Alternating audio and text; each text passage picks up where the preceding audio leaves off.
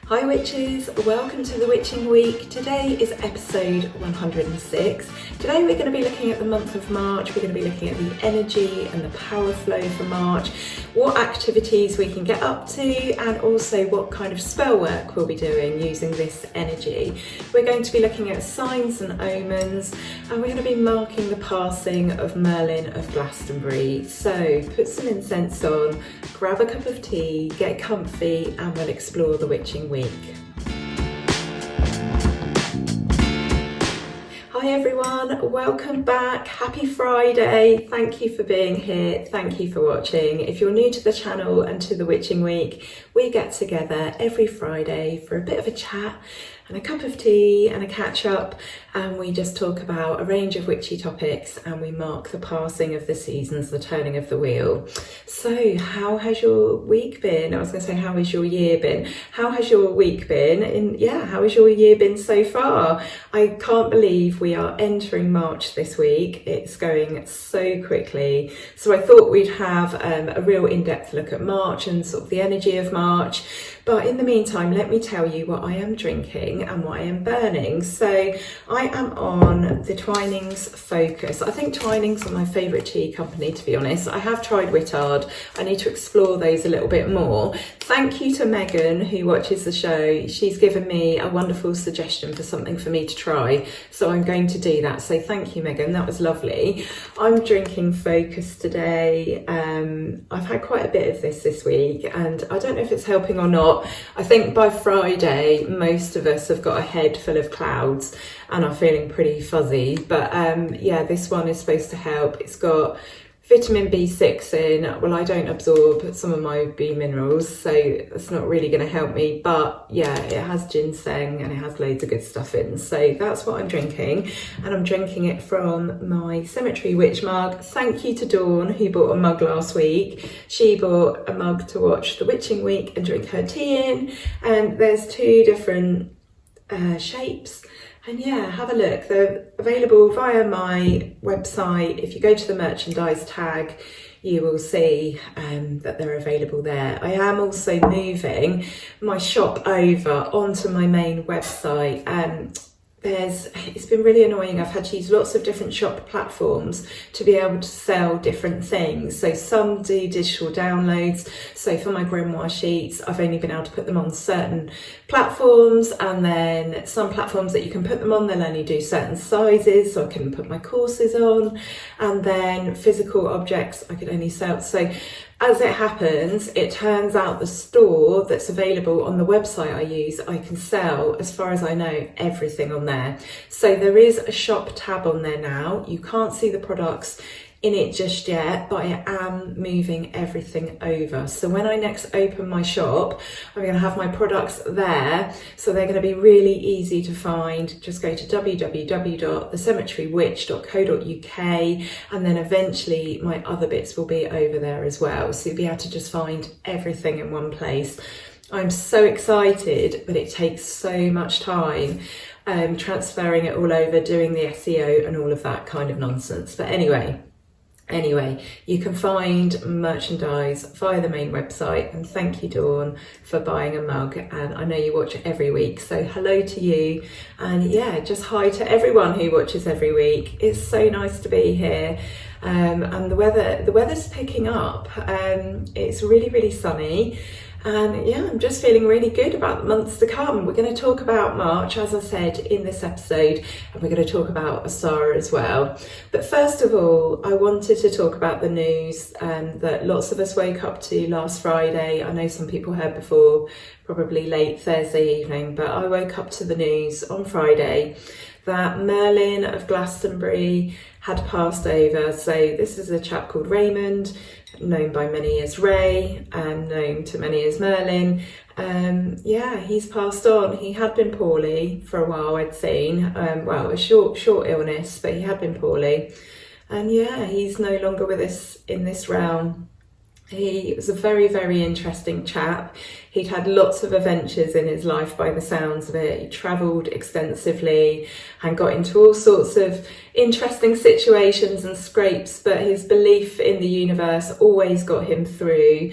And he eventually settled in Glastonbury in Somerset, and he was to be seen most days, especially when it was sunny, on Glastonbury High Street, where he would share his wisdom and his stories. And he stood out because he had a wizard's outfit, so he was a street wizard essentially, and he had this beautiful celestial shade of blue and a wizard's hat, and he would impart his stories and his wisdom, and he always had a smile for you, a very enthusiastic smile or a thumbs up. And this is what I've seen written by many people as well locally. He was extremely well loved in the Glastonbury community. And Glastonbury, you know, as a visitor, as someone that used to live a lot closer and was there a lot, I'm now a visitor, I'm now essentially a tourist, but I come from down south. Glastonbury is just never going to be the same again, and everyone just spoke so highly of him and speaks so highly of him, and yeah, it's just such a shame. I personally feel like Glastonbury will never be the same. I did read something by the blogger Normal for Glastonbury who said the opposite. You know, he will always remain a part of that place. He left such an imprint and his energy will always be there, which I also agree with. But when I think of him not standing in Glastonbury High Street, just sort of sending out his joy and his love and his smiles, and he was so friendly and approachable, and he did a lot for the community as well. He was one of the volunteers, and I think possibly one of the founders of their community fridge that they have. So he's helped many in Glastonbury, whether that be through sharing stories that were funny or interesting, or, you know, encouraging people with his joy and his sense of love and healing. He's touched many lives, and no doubt brightened many a tourist's day when they went to Glastonbury and they saw this real beaming and gorgeous soul in this eclectic wizard's outfit. No doubt he's made their travels and their journeys so much more interesting. So yeah, just want to raise my glass to Raymond. So yeah, rest in peace, Raymond. So last weekend it was absolutely beautiful. We went out to Fine Shade Wood, which is between Corby and Stamford, and I have to say I was like the Walking Dead last weekend, which was such a shame. We didn't walk far, and I really struggled with my heart, but I still managed to enjoy it. We had gorgeous sunshine, and we got warm enough to take our not even coats, our jumpers off. So we were down to one layer, and that doesn't normally happen for me. I'm normally a very cold person, and normally if I feel warm enough to do that, I still get a chill. Not last weekend. We had our first picnic, we had our first ice cream, and even though it was supposedly only 10 degrees, that 10 degrees just seems to hit a bit differently when you have the warm sun of, you know, approaching the month of March. So yeah, it was absolutely brilliant. There were lots of families out with their dogs and their children, and it's just such a special place. So if you're in the area, you should check out Fine Shade Wood. My only complaint is they've put in new ticketing system so that you can pay by card, I think, or probably even your mobile phone, and they have whacked the prices up considerably. So for about 4 hours we paid £8.50, which is just criminal. I know they need to look after the wood, I know they need to look after the car park, but that is just such a lot of money, and I imagine prices some families out. But anyway, that's not important. The forest itself is so special. I had a little read about it. So there is 50% new woodland, 15% ancient wood, which means it's been wooded since 1600, and then 35% of it is called plantation on ancient woodland site, so PAWS in brackets, apparently PAWS. So this is where, you know, it was an ancient site, it was an ancient wood, but for some reason they've had to plant there to enhance it and look after it and maintain it. So it's very ecologically diverse, as you imagine, if they've had woodland there since the 1600s. In particular, there's lots of different types of butterflies, and birds. So yeah, absolutely beautiful. But we're back to cold weather now, and it was lovely that one day while it lasted. I just wonder, wherever you are in the world, what was it like for you last weekend? Did you have a turning point? Did you have a shift? For us, it's definitely a sign that spring's on its way, and I think I've been right. I did actually call it that spring would come a bit earlier this year, and I think it has. We have had lots of lovely days, perhaps not quite so warm, but we've had lots of sunny days with blue skies, and yeah, it has come early, I think. We saw lots of primroses, crocuses, daffodils, snowdrops, and it won't be long until the clocks go forward. British summertime will start on the 30th of March, so we've got just a few weeks or 4 weeks from that, and I'm really looking forward to some adventures in lighter, warmer days. I don't know about you. So I thought we'd talk about March magic. It just seems like the perfect time to do it. We're entering March this week. And so, yeah, let's think about the energy. What do you think of when you think of March and you think of the energy flow or the power flow of March?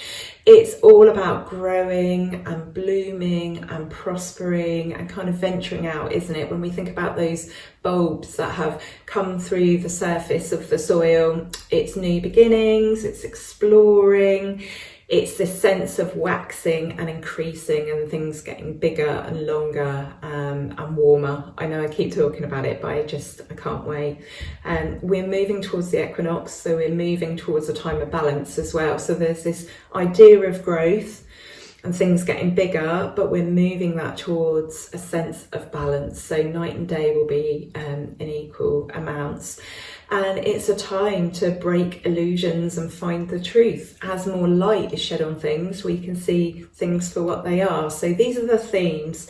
There's very much a changeable energy when it comes to March, or at least that's how we perceive it. So this idea that, you know, you can go from warm to cold and back again. Sometimes it's rainy, sometimes you have sunshine. Although in the UK, I think that's a tricky one, because I think a lot of our months are like that.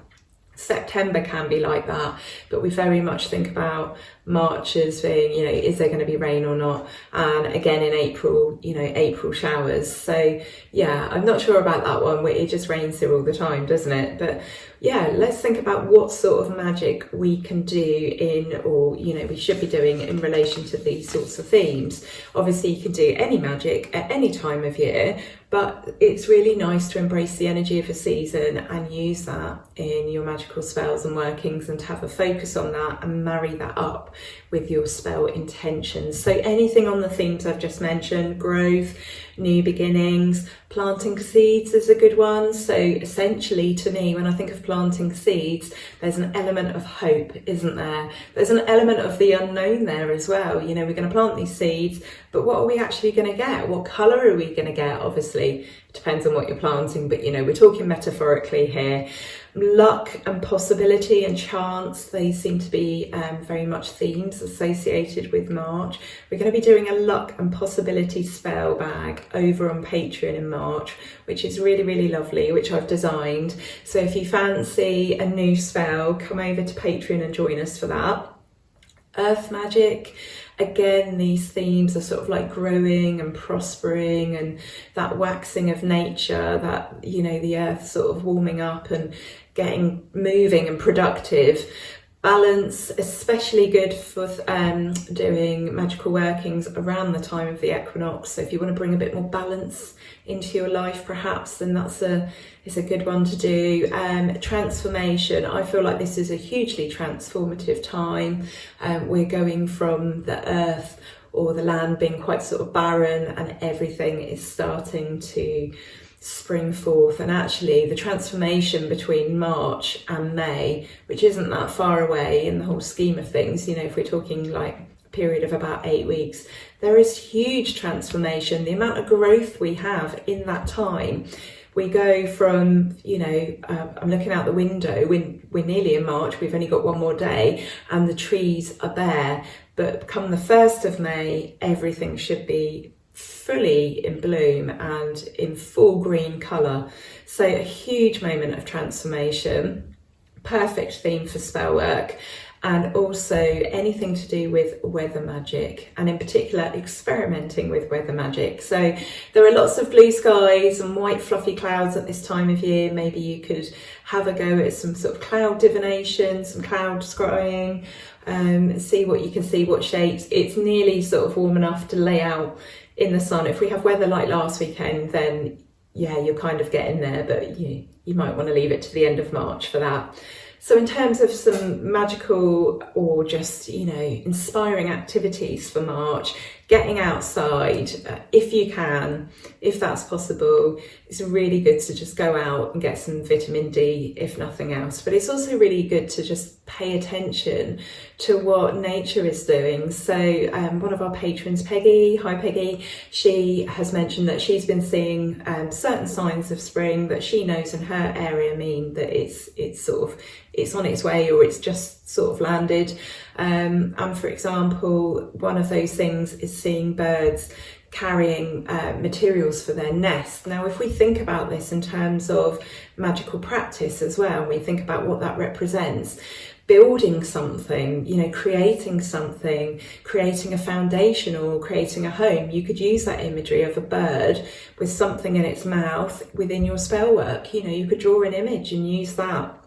So yeah, getting outside, seeing what you can see, and then seeing how you can relate that to your magical practice. Celebrating Ostara and the spring equinox, that's something that anybody can do. You don't have to call yourself a witch or a druid or whatever path you may or may not follow. You can just do that as someone who doesn't consider themselves to be anything. We're not exclusive. Pagans always think the more the merrier. Join in. If it brings you joy and it connects you to nature and it makes you feel good, you might be watching this program as someone who isn't a witch and is curious about witchcraft. You can absolutely join in. Celebrate the spring equinox. That doesn't have any religion attached to it. It's a part of our earth and the cycle of the sun. So yeah, celebrate the spring equinox. It's lots of fun. You could decorate your altar for spring. I have to say it's a particularly favourite time of mine to decorate the altar. There are daffodils, there are tulips, there are beautiful things that you can find. It's nice to go out and look for stuff. So perhaps you're looking for a nice pebble to put on your altar. It's a really, really beautiful time. And if your house is like us and not absolutely freezing and you don't have to be under a blanket, you might be able to at this time actually sit at your altar and do some work there. I find it so hard to be more active in the winter because it's too cold to move around our house. You have to be either shut away in a room that's tiny, that has got a little bit of warmth. For me, that's the utilities room, so there's not a lot of magical things going on in there, or in the evenings really you have to be under a blanket. And if you want to do something magical, it does take a lot of effort because you have to create an environment where you're able to do that and you can concentrate. So hopefully more of us are going to be able to sit by our altars now and enjoy them a little bit more than we could over the winter months. Some spring cleaning and some magical cleansing of your space or a particular room. I always feel more inspired at this time of year to, clear up, tidy up, sort stuff out, throw stuff out, and just, we're waking up, aren't we? We're waking up. One really nice way to cleanse is to open all the windows and doors and let the air rush through. And now we're coming out of that period where it's too cold to do that. If you've got heated houses, it's absolutely fine, or if you can afford to heat your house, it's fine, because obviously you can open all the windows up, do it, shut them, get the heating on, warm up. But for us, it's just too cold. But it's a real treat come the spring to actually then open up all the windows and doors and just let that breeze magically pass through and just cleanse. I absolutely love air for cleansing, whether that be windows or incense smoke or sound. Absolutely fantastic way to clean and cleanse, and I think is just really, really efficient. Setting some intentions. I know that many of you don't like to set intentions around January. You feel that's the wrong time of year. So perhaps some of you will be setting intentions as it is spring and we're moving into spring instead of January. And again, this is all to do with just being able to motivate ourselves. It's just too cold, too wet, too dark in January. For me, it works really well because I'm very practical and I like to use a calendar and I can measure. I haven't got on very well this year though, I have to admit. With the intentions that I did set, I have completely failed. I wanted to lose weight. I wanted to just be a little bit better with my diet. My diet's not bad at all, but I've put on like 2 stone because of my heart issues, because I've not been moving around, and but it's just been too hard. I felt too unwell really, and yeah, it just hasn't worked out for me. But I'm not giving myself a hard time because every single day is the beginning of a new whole year's worth of turning the wheel, so we can start these things whenever we want. And I think once my heart's sorted and hopefully, fingers crossed, I'm not having so many issues, I can be a bit more active and then I can kickstart things with the diet a bit more. Sometimes when you are in complete crisis mode, like I am currently with my body, you just have to do what you can do and you just have to say, this is how it is. This is how it is. Creating a spring incense blend, such a lovely idea. You can find, well, you could create one out of anything. You could use either just things that you have available and create it at spring and name it as your spring incense blend, or you could pick things that have an association with spring, either in terms of when they're available or perhaps they are connected to spring deities, for example. But creating your own incense blend is always fun, and there's lots of books and information out there on how to do this. You could research spring deities. I think that would be another lovely way to mark the spring and the passing of time at this time of the year. So for example, off the top of my head, I'm thinking of the Roman goddess Flora, who is connected to the spring and flowers. That could be one that you go and have a look into. You could have a seasonal feast to celebrate the spring equinox. I think that's definitely something we'll be doing this year. And as I mentioned before, you could do a little bit of cloud divination. Now we're getting those lovely white fluffy clouds. Now that it's not just grey, the whole sky is just one great big grey cloud. I really, that's the one thing that I find quite difficult about the winter. And I have to distract myself by looking at the beautiful trees and their gorgeous forms and stuff like that. But the grey skies, I find really quite sad, really. They make me feel really dreary, but we have blue skies now and fluffy clouds. So moving on to our next topic.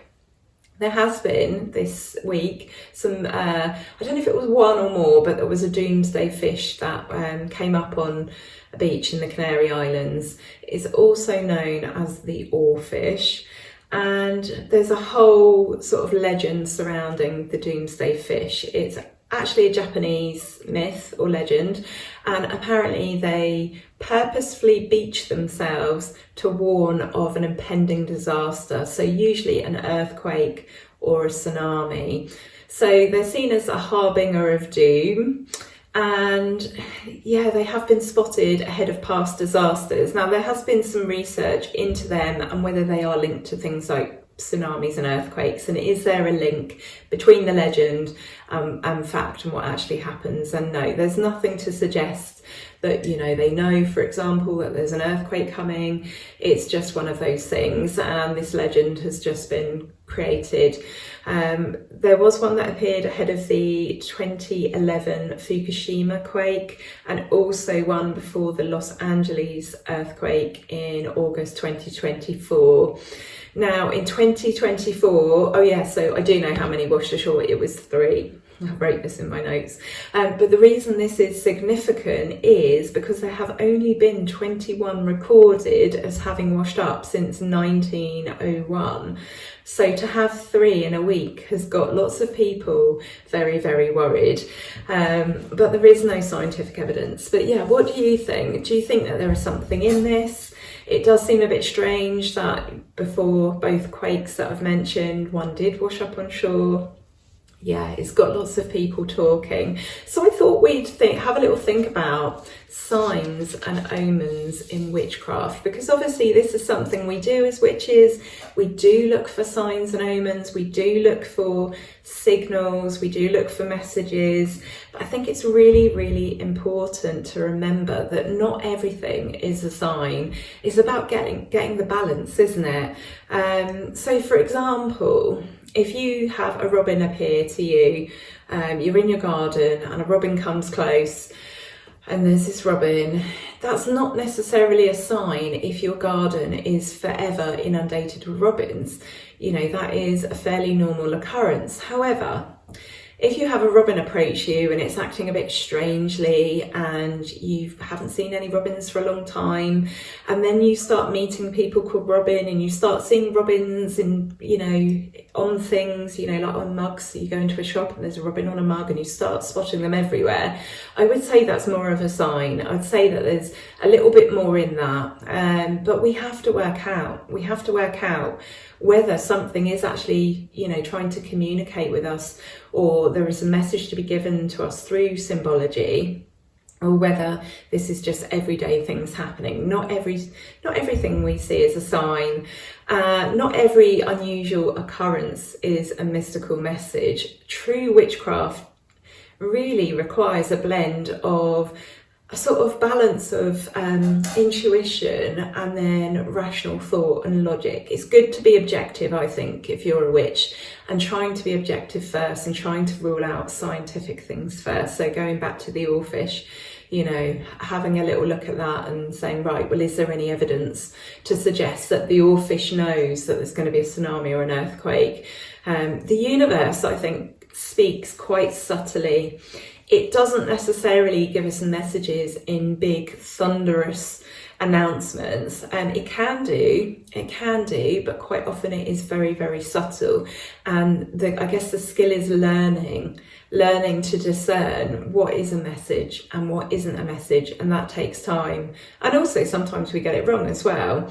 So yeah, I'd love to know, was there a time when you were given a very clear sign? Maybe you were given a sign and then something happened, good or bad. I would like to know. I would love to know. Let me know your stories in the comments. I was trying to think of a time. I'm sure there must have been loads of times, but I couldn't pinpoint one. I couldn't pin one down to share with you. But on reflecting on sort of doomy news and bad news, I thought I'd go over to the Good News Network. I've not been on their website for a little while, and I did have a little bit of a laugh. Let me tell you first who the Good News Network are. So they've been going since 1997, and their sort of mission is to provide good news, happy, upbeat news, and basically balance things out a little bit. Being a witch is all about balance, we have to remember this. But basically they believe there's a barrage of negativity in the mainstream media, and they'd be absolutely right. And so they have set out to provide some really positive, feel-good stories that can just act as the balance to the regular news. So, for example, in the 1990s, US homicide rates actually plummeted by 42%, but at the same time, TV news coverage of murders went up by 700%. Now, of course, you know, they should report them, and we should remember people that have been murdered, and it's a very horrible, grisly thing, of course. But I think the argument here is that the good news should be reported as well as the bad news. So I thought I'd go over and have a little look and see what there was. And I had to laugh because one of the first headlines I saw, so this was earlier on at the beginning of last week, or this week, and one of the stories I saw was Florida man survives gator attack after neighbours drive over the beast with an SUV. Now, of course, it's great news that he survived that attack. However, I didn't feel like it was such positive news because of the poor alligator. So my first reaction, unfortunately, was to laugh, not because I thought it was funny, but because I went over to the Good News Network. But yeah, I don't want to diss the Good News Network. They do absolutely fabulous job, and we have to really, really appreciate and cherish independent news sites. We really do, because quite often they are being the true journalists and saying what is actually going on. So don't let that put you off. It is a very inspiring and happy and uplifting place generally. But I just thought it was typical. I went over there, just panned down, and then one of the first things that I read was about this poor alligator that got run over, but the man did survive. But yeah, it did. Yeah, it's just, I just thought it was a bit ironic. It was on the Good News Network. So the spring equinox is coming. We are 3 weeks away now. It happens in the UK on Thursday the 20th of March at 9:01 in the morning. So if you're in the southern hemisphere, it's that exact same point, but you'll be further on in your day. I think it'll be about 8 o'clock for you guys, 1 minute past 8 I think it is. So this is considered astronomically to be the first day of spring in the UK. The spring equinox is the first day of spring in the UK, unless you're a meteorologist. I can't do it. Meteorologically speaking, it's Friday. My brain is fried on a Friday. The words I can say on a Monday, I cannot say on a Friday, and it's just the way it is, unfortunately. Meteorologically speaking, the 1st of March is spring. So if we divide the year into seasons and into quarters, then March, April, May is considered spring. So yeah, that's the 1st of March. But generally speaking, we see the spring equinox as the first day of spring. So either way, when we get to the 20th of March, it's going to be spring. It doesn't matter which way you look at it, because the 1st of March has been and gone. So I was having a little thought about, you know, what to bring into the light as the light increases. So what do you want to bring into the light this spring? What do you want to grow, achieve, create, improve, nurture, nourish? What is it that you want to work on, really? You know, now there's this renewed energy and vigour, there's more warmth, more light, you know, we're enjoying ourselves a little bit more. What do you want to do? I'd really, really love to know. What skills and talents are you hiding? What are you keeping in the dark? What do you need to bring out into the light? And in what areas are you holding back where you could just absolutely go for it? I'd love to know. These are really good journal prompts. So there are also, you know, brilliant things to think about if you're sat at your Astara altar or your March altar, for example. What are your spring equinox hopes, plans, dreams, motivations, projects? What do you really want to sort of put your energy into and run with? You know, this is the time where we're feeling that kind of energy, where we're feeling more productive, or we know we're about to get more productive and we can get more enthusiastic. I'd really, really love to know. At this time of year, I feel upbeat, enthusiastic, ready, willing, motivated. Maybe it's the opposite for you. Maybe you don't enjoy this waxing period and getting towards more warmer weather. I just feel like for me, naturally, you know, you do have that increase of vitamin D, and that does make you feel better. It does make you feel motivated. I, like most people in the Northern Hemisphere, get really, really deficient in vitamin D, and it doesn't matter what I eat and what tablets I take, there is nothing like getting some sunshine for, you know, feeling better, and by September feeling absolutely fantastic in comparison to the rest of the year. So moving on to a slightly different topic, you know, maybe a bit of a sad topic, but I really wanted to cover this. There's been news widespread about this, and I thought we would include it for those people who might have just missed this. But on the 11th of February 2025, a new Scottish tartan was registered on the Scottish Register of Tartans. It is a living memorial created by the Witches of Scotland, a campaign group, to commemorate the thousands of people, and I will say here it was mainly women, who were accused, charged and executed for witchcraft. And we're talking in Scotland here between the 16th and 18th centuries. So the Witches of Scotland have been going since 2020, and they have been campaigning for an official apology, a pardon, and a memorial to these people to be established. So they decided it would be a great idea to have a living memorial. So the two founders designed a tartan. Their names are Claire Mitchell Casey and Zoe Venditozzi, and with the help of Claire Campbell of a tartan mill, so in particular the prickly thistle, they have created this beautiful tartan to keep the memory of these people alive. Their designing of it has been so clever. It is extremely symbolic. So there are 170 threads in the tartan, which stand for the 173 years that the Witchcraft Act was in force. The red in the tartan represents the blood of these women that was spilled. The grey represents the ashes that these poor women were reduced to, and the black represents the dark times of this period. It was an extremely dark time. There was a lot of fear, there was a lot of anxiety about witches and demons and evil spirits, and then these women were being paraded in front of people as evidence of witchcraft, and we can only imagine what they must have looked like, you know, after they'd been tortured into a confession before they were then executed.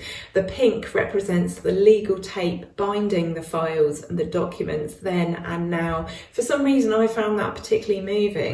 The idea that they had incorporated the colour of the tape binding the documents, and the white represents what the campaign is trying to do, what they hope to achieve. So an official pardon, an official apology, and then the memorial. But in the meantime, they have made this living memorial, and the thread count encodes the years 1563 to 1736, which is when the Witchcraft Act was in place. I thought it was absolutely beautiful and really, really moving. Yeah, I'm getting quite emotional now. Having seen the reproduction, the dramatisation of the witch trials only 2 weeks ago, this feels particularly poignant talking about this, and very, very emotional. And it is supposed to be seen as a conversation starter. Claire Mitchell, she has put forward the idea that when people say, oh, is that your tartan? You can say, yes, it remembers and represents all those persecuted and killed as a result of the Witchcraft Act. And then, you can share their stories. So I'm not sure exactly when it will be available, but keep an eye out. It's called the Witches of Scotland Tartan, and I think it is a really, really fitting memorial. It's beautiful. So if I can get myself together without crying, we'll do some cards now. Okay, I just had a little bit of a tear there. I'm still emotional. It gets stuck in my throat for a while, and I guess if you don't let it out, it takes a little while for it to go back down. And this is exactly how I was when we went to Huntingdon and watched the dramatisation of the witchcraft trial. I can feel it moving now, it's shifting now. But yeah, what I was going to say is let me know in the comments how your week has been, what you've been up to. Let me know if you'll end up getting a piece of the Witches of Scotland tartan. I think some cushions might be nice, or I don't know what they're going to make it into, or whether it's just going to be fabric. I imagine they're going to make items with it. Apparently the money is going to go towards charities. The founders of the Witches of Scotland very much draw a line, a connection between the rights of women and when we have situations where, we have like what we call witch hunts, even to this day. So they will be, as far as I'm aware, putting that money into women's charities, I should imagine. But yeah, that money's going to go towards charity and also their campaign. Okay, so we've got 3 cards for today. We have got the 8 of Swords, we have got the Page of Pentacles, and we have got the Sun. It's always nice to pull that one out. I always show you these cards in the order that they actually come out. So first of all, we have the Eight of Swords, which very much talks of feeling trapped. Feeling trapped in a situation, maybe feeling trapped in a job or trapped in a relationship, feeling trapped by something and feeling like you don't really have any options whatsoever and that you're completely stuck. However, this isn't the case. Some of this is just illusion. Some of this is just the weight and the enormity of the situation on us. There are choices, you know, when you look at this card, you can see that she's not bound very, very tightly. You can actually help yourself get out of this situation. You can brush off the things that are making you feel bound.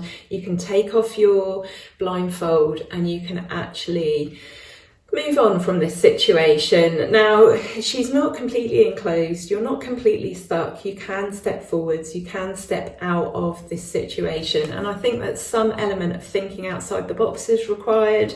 But there's also some other work that needs to be done to move on from feeling this way. So you're going to need to be determined. You are going to need to work hard at this and never give up. So if you're feeling trapped at the moment, don't give up. Find a way through. Find a solution. Use your intuition as well as your common sense. Use your heart and be determined and never give up. Just keep putting one foot in front of the other, and I guarantee you'll get there. You'll get to a time in your life where things are much better. Maybe it's just a small thing you're dealing with here, and it's not a huge, you know, we're looking at the minor arcana, and these are the smaller moments within our lives. But this is a major arcana card, and that obviously means a real sort of big moment. And so there is going to be this change, there is going to be this progress, but you just need to apply yourself. You need to get your head down, you need to be brave, and you just need to go for it, and you will be okay, and things will come good. You'll have your time in the sun and your opportunity to smell the roses, or in this case sunflowers, just behind here, and you'll get to feel that childlike exuberance and joy and happiness again. It's not all going to be doom and gloom. This situation isn't going to last forever. It's temporary, and you'll be feeling much better soon when you have moved from one situation to the other. We talk about March being a transformative time and transformative things happening. It's coming. So if you feel trapped, if you feel like you're completely stuck and lost and there's no way out, that's not how it is. Good times are coming. All right. I'm wishing you such a lovely week. Thank you so much for being here and for watching the Witching Week. I'll be back. Will I be back next Friday? Yep, I should be back next Friday. I've got an extremely busy week next week. So next week's looking a bit hit and miss, I'll be honest, but I will try my best to be here. So yeah, I'm sending you so much love and many blessings, and I'll see you soon. Lots of love. Bye.